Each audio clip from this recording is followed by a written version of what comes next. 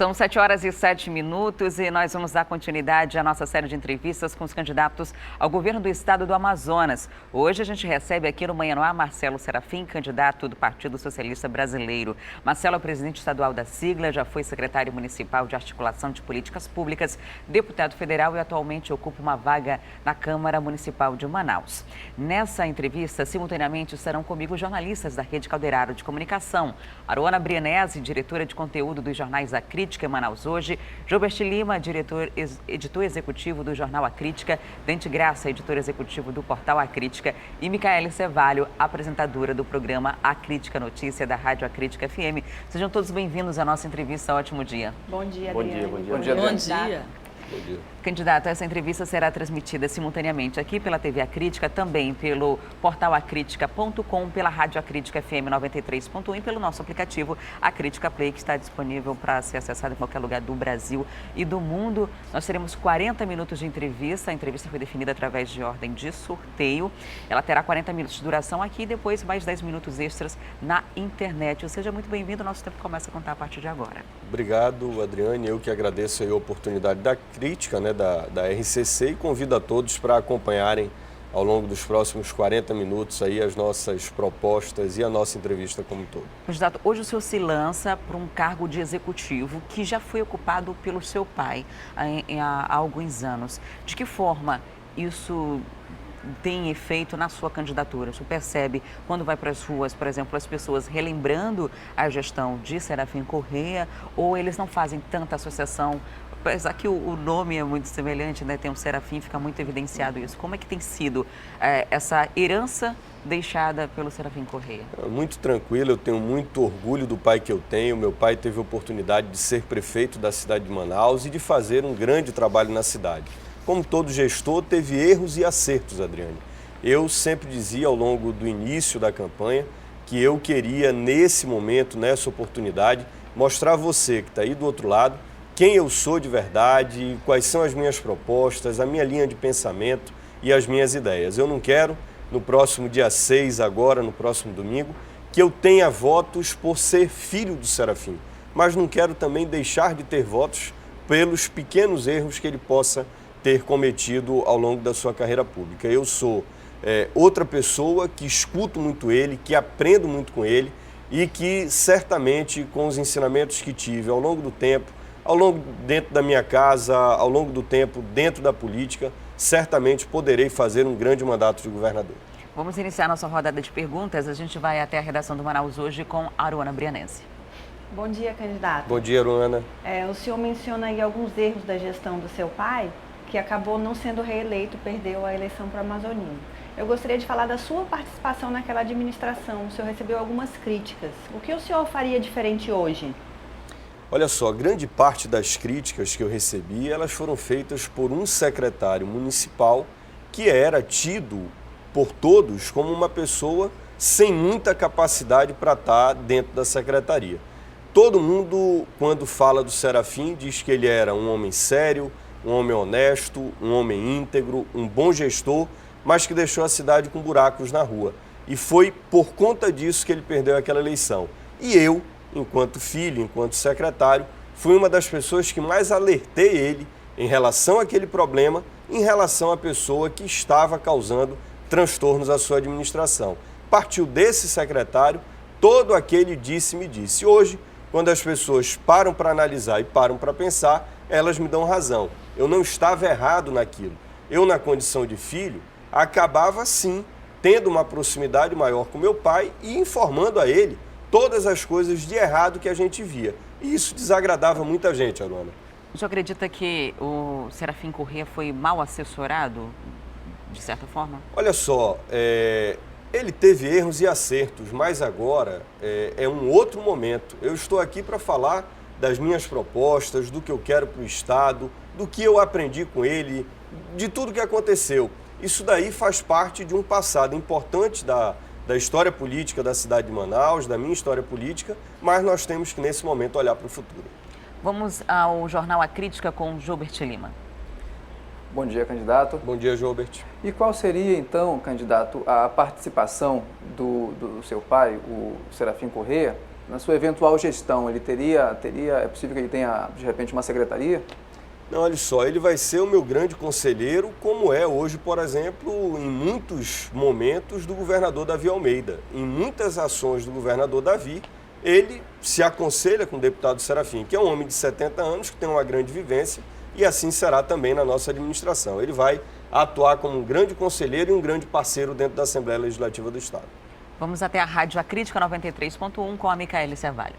Candidato, se o senhor me permite voltar ao assunto aí, envolvendo também a administração do seu pai, eu queria saber quais os erros que o senhor acredita que foram cometidos e que o senhor, até mesmo por ver ou por aprendizado, não cometeria novamente, porque afinal acaba se refletindo numa forma de aprendizado também, né? O senhor tem aí uma administração que o senhor pode comparar, uma forma que o senhor pode ter como base para não cometer certos erros, e quais aqueles que o senhor ressalta que foram bons, né, atitudes boas, que o senhor repetiria no seu mandato? Olha só, o especial aqui, Micaela, é a questão da propaganda. Tudo que você faz, você tem que ter divulgação. O Serafim gastou em 4 anos de mandato, se eu não me engano, algo em torno de 40 milhões de reais. O Arthur gastou nos últimos 4 anos de mandato quase 400 milhões de reais. Nem tanto ao mar, nem tanto à terra. Nós temos que ter, sim, a divulgação das ações, mas não fazer da forma como esses governantes fazem. Esse talvez tenha sido o grande erro, mas se é para errar desse jeito, eu prefiro até cometer um pouco desse erro, porque acho que a gente não tem que gastar dinheiro público com promoção pessoal, e sim com obras, com a boa vontade de levar para a sociedade o bom acesso às questões públicas do nosso Estado. Vamos com o Dante Graça na redação do acritica.com. Candidato, bom dia. Bom dia, Dante. O senhor vem falando durante a sua campanha, curiosamente até nem vi no plano de governo, mas o senhor tem falado durante a campanha da criação do BOP do Amazonas, né, seguindo o exemplo lá de Pernambuco, tirando 300 policiais dentro dos principais grupamentos e tudo mais. Eu queria que o senhor explicasse um pouco mais sobre essa proposta e se de repente tirar esses grandes profissionais desses grupamentos não acabaria enfraquecendo, né, de certa forma, o FERA, o ROCAM, Força Tática e outros grupamentos que atuam na cidade hoje. Perfeito, Dante. Obrigado pela sua pergunta. A nossa ideia em relação ao BOP é pegar os 300 melhores homens do COI, Força Tática e ROCAM e treinar esses homens para que eles sejam de um batalhão de operações especiais que efetivamente consiga combater o crime organizado, com bom armamento, com bom treinamento e que chegue para coibir a criminalidade aonde ela está instalada. No nosso governo, nós vamos trazer todas as condições do Estado para que o cidadão se transforme num grande cidadão. Agora, aquele que quiser caminhar para o lado da bandidagem, ele vai ser tratado como tem que ser tratado, como bandido, e não com a mão na cabeça. Em relação ao enfraquecimento, isso não acontecerá. Por quê? Porque juntamente com o BOP, nós vamos abrir concurso público para a PM, porque a PM hoje está totalmente desguarnecida. Nós temos mais ou menos 4 a 5 mil homens necessários dentro da PM que hoje a gente não tem. Nós vamos ter que cortar custos, cortar custeio para fazer um concurso público e escalonar a nomeação desse pessoal, porque nós não podemos deixar a segurança pública abandonada do jeito que está. Outra situação que nós pretendemos fazer é que tanto o comandante-geral da polícia quanto o delegado-geral, eles sejam eleitos pela tropa, pela comunidade da Polícia Civil e, posteriormente, chegue em lista tríplice ao governador, que, se Deus quiser, serei eu, para a escolha dentro da lista tríplice, mas uma escolha sempre dividida com as categorias. Dá para fazer isso numa gestão tão curta? Sim, porque primeiro, o BOP, ele é treinamento e armamento. Como é que a gente vai fazer isso? Nós vamos relicitar o contrato da Humanizare, que recebeu do Estado 400 milhões de reais, e é o dobro do preço, Adriane, é bom que se diga. O que se paga hoje por um preso dentro do estado do Amazonas é o dobro do preço que se paga em outros locais. Nós vamos relicitar, economizar entre 150 e 200 milhões de reais e com o dinheiro na mão a gente consegue comprar o armamento e dar o treinamento para o BOP. Em relação à escolha do delegado-geral e do comandante da PM por lista tríplice, é uma eleição. Isso é extremamente rápido de se fazer. Candidato, o senhor tem no plano de governo uma das propostas de modernização, de fazer uma gestão moderna. E se lança também como um candidato jovem, disposto a deixar as coisas mais fáceis através de tecnologia, por exemplo. O que o senhor tem de ideia para esse mandato curto de modernizar, que mudaria essa realidade que a gente tem hoje em diversos setores? Adriane, primeiro, dá total transparência à coisa pública. O que nós temos hoje é uma grande dificuldade, tanto na Prefeitura de Manaus como no governo do Estado, de termos acesso às informações. E é importante que no mundo digital que a gente viva, absolutamente tudo seja linkado com informação e com a TI, que é a tecnologia da informação. Vou te dar um exemplo no transporte coletivo. Tem muita discussão em relação a subsídio ou não subsídio do óleo diesel. Nós estamos dispostos a voltarmos com o subsídio, que vai gerar uma economia em torno de 30 centavos na passagem para você que está nos escutando. Só que isso vai ser feito após 2 medidas das empresas de transporte coletivo que nós vamos exigir. Primeiro, que eles coloquem botão de pânico em todos os coletivos, para que dessa forma eles comuniquem à polícia em tempo real um possível assalto que esteja acontecendo. Isso vai fazer com que a criminalidade corra um pouco dos coletivos, que hoje está tudo muito solto. E o segundo ponto é um sistema de GPS que efetivamente funcione nos nossos ônibus e que a pessoa saiba, antes de sair de casa, qual é o próximo horário que aquele ônibus vai passar em determinada parada. A Prefeitura deu agora um reajuste para R$ 3,80 e colocou esse sistema como o grande sistema inovador. E você que está nos escutando sabe que isso não é verdade. Se você tentar utilizar esse sistema, vai ver que o sistema não está funcionando. Para a gente discutir subsídio, a gente tem que discutir melhoria. E essa melhoria vai ser dessa forma, com botão de pânico e com a questão do GPS no coletivo. O senhor também não pensa em alguma questão em relação a aumentar a transparência da compra e do uso desse combustível, uma vez que o senhor denunciou aí a possibilidade de estar havendo um desvio para o mercado negro? Sim. A primeira coisa, Aruana, que eles têm que fazer é se explicar. Nós estamos dispostos a voltar.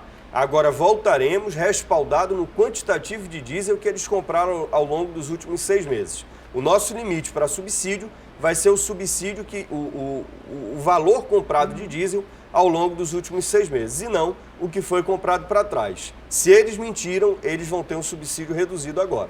O que nós achamos é que efetivamente houve desvio de combustível, assim como nós denunciamos na Câmara Municipal de Manaus, e que o prefeito Arthur Virgílio sumiu da discussão e não topou fazer essa discussão de forma transparente. Escondeu a planilha, escondeu os dados de forma covarde, porque sabia que na hora em que os dados fossem colocados de forma transparente, ele seria desmascarado perante a população.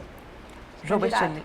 Aruana, você pode seguir. É porque, na verdade, eu não era essa a pergunta que eu ia fazer, eu só aproveitei. Na verdade, eu queria falar, até puxando um pouco aí o gancho do prefeito Arthur, ele fez ontem uma carta ao ministro Lewandowski pedindo eleição direta, né, fazendo uma pressão aí. O seu partido defende eleição direta, inclusive para presidente, no caso de uma nova vacância aí. Como é que o senhor vê a possibilidade da eleição ser indireta aqui no Amazonas? Aruana, eu espero que o ministro Lewandowski pare de brincar com a vontade popular do estado do Amazonas. A eleição tem que ser direta, com o voto de todos os amazonenses. A decisão de quem vai para o segundo turno, de quem vai ser eleito, tem que ser dividida com a população. Se mais tarde der errado, a população vai poder assumir essa culpa também. Se você elege através de 24 deputados, essa culpa será apenas da Assembleia Legislativa do Estado. Eu espero que a gente tenha, ao longo dessa semana, as eleições transcorrendo de forma normal e que no próximo domingo, você que nos escuta agora, possa estar nas urnas votando no 40. O senhor manteria uma candidatura numa eventual eleição indireta? Só teria um voto, né? Que seria do deputado Serafim. Obviamente que não. Numa eleição indireta, vai ser eleito alguém da própria Assembleia Legislativa. E aí a gente tem que ter o entendimento de que não tem porquê fazer parte de um circo. Nós vamos para eleição direta, com voto popular. Existe alguma preocupação de sua parte? Porque a gente está há poucos dias da eleição, é no domingo. Mas entre os dias 2 e 3, pode ser que uma decisão mude todo esse planejamento. E aí haveria um prejuízo muito grande ao horário público, né, de toda essa questão orçamentária que foi investida aí, de milionária, né, para realizar a eleição. E também os próprios gastos dos candidatos, dos partidos, das coligações para conseguir viabilizar essa candidatura aqui num período tão curto. O senhor se preocupa de que essa decisão mude e que haja um prejuízo muito grande? Olha só, Adriane, a gente fez uma campanha muito pé no chão. O partido, ele se preocupou ao longo desses meses de montar uma mini produtora para que não tivesse grandes gastos com publicidade.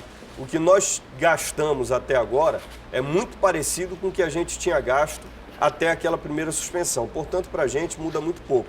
Agora, eu entendo que a justiça brasileira precisa tratar essas questões com mais seriedade. Não dá para essa altura do campeonato quererem suspender a eleição. Joubert Lima. Candidato, o senhor construiu toda a sua carreira política em torno da atividade parlamentar. Nunca esteve assim à frente como chefe de poder executivo. A escolha do seu vice, que é um administrador, ela foi feita pensando em equilibrar um pouco isso, no caso de uma eventual gestão sua? Com certeza, o Sirlan é administrador formado pela UEA, um cara extremamente preparado e que todas as vezes que eu tenho qualquer dificuldade, o Sirlan vem para me ajudar. Ele tem a vivência mais administrativa e eu tenho uma vivência mais de ponta. Eu sou farmacêutico de unidade básica de saúde. Dentro de uma unidade básica de saúde, você tem a melhor vivência que você pode ter. Porque lá você conversa com o paciente sobre todos os temas. Sobre a educação que não vai bem, sobre a saúde que não vai bem, sobre a segurança que não vai bem. Geração de emprego que está um caos dentro do nosso estado. Então, quando você está na ponta conversando com a população, essa experiência, Joubert, é algo que não me preocupa tanto. Eu tenho 3 mandatos parlamentares, mas chega um momento que a gente tem que chegar num passo acima. Nem todo mundo que chegou ao governo já tinha sido governador antes. Aliás, os 2 candidatos que foram governadores, ao chegar ao governo, eles não tinham experiência como governador do estado. E eu peço que você leve isso também em consideração e que possa nos ajudar para que a gente possa fazer história. Micaele Cevalho. Candidato, o senhor fala em revogar a lei que aumentou em 2% o ICMS de produtos para poder financiar aí o Fundo Social. De que forma o senhor vai fazer isso e de onde viria o recurso para aí fazer, né, para ser colocado justamente de onde o senhor vai tirar, que era desses 2%? Olha só, você não tira de onde não tem. Quando você aumenta imposto, você derruba a arrecadação, porque as pessoas deixam de ter condições de pagar o imposto. O que é que nós vamos fazer? Readequar a Secretaria de Ação Social e esse fundo, que é, na verdade, um fundo para ser gerido pela primeira-dama, ele tem que deixar de existir. Quem faz ação social é a Secretaria de Ação Social. Você não tem que ter a primeira-dama, nem no Estado, nem no município, tendo recursos para fazer política. Nós temos que ter claro o que é ação social, o que é promoção social e o que é política de ação social. Nós temos que fazer uma política efetiva de ação social e não uma política com a ação social e com a miséria das pessoas. A redução do imposto, ela é exatamente para a gente tentar estimular a indústria e comércio para que eles possam gerar mais emprego, distribuir renda e, consequentemente, com isso, fazer com que a roda da economia volte a girar. No eventual governo seu, além de revogar essa lei, há alguma outra previsão de redução de imposto, de alíquota, por exemplo, de cesta básica, alguma coisa nesse sentido? A alíquota da cesta básica já tem lei específica. O que está faltando é regulamentar. Inclusive, tem um candidato que diz que ele vai trazer para 1% a alíquota da cesta básica, o que é uma mentira. O candidato deveria saber que a alíquota mínima é de 4% prevista na Constituição. Quer dizer, o candidato é senador da República e ele não viu que ele não pode trazer a alíquota para 1%. Ele está mentindo para o eleitor e certamente isso fará com que ele seja derrotado nessas eleições. A gente vai agora com Dante Graça no Portal A Crítica. Candidato, na sua campanha, nas suas peças publicitárias, o senhor tem dado um toque de humor ali, principalmente com a presença do vereador Carlos Porta, que é do seu partido. O senhor acha que num momento como esse, de turbulência política, de governador cassado, esse tipo de estratégia funciona? Ele cativa o eleitor? Olha só, Dante, a nossa intenção foi exatamente fazer uma crítica. O momento é tão complicado e aí a gente vê 2 proeminentes políticos do nosso estado, um que ficou conhecido como ser o político que rouba mais faz e o outro que está aí delatado para tudo que é canto na Lava Jato. Não tem nada mais engraçado do que você ver essas duas pessoas participarem da eleição. E o que a gente faz com essas peças publicitárias é exatamente fazer uma crítica bem-humorada ao atual estado de coisas. Ninguém mudará o estado votando em Amazonina e Eduardo. Candidato, a gente está chegando aqui à metade da nossa entrevista, vamos fazer um intervalo e na volta a gente continua a nossa rodada de entrevista com Marcelo Serafim do PSB, que é o nosso 6º convidado dessa série de entrevistas aqui do Manhã no Ar. É um instante só, você de casa não saia daí, que a gente volta já.